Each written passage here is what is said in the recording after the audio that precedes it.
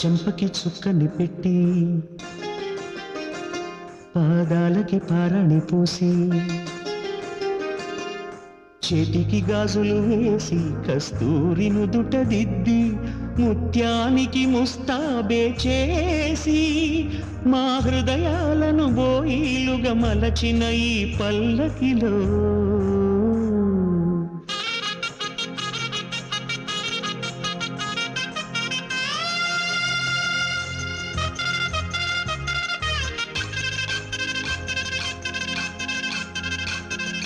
పల్లకిలో పల్లకిలో పెళ్లి కూతురు రాణిలా ఉంది, మహారాణిలా ఉంది.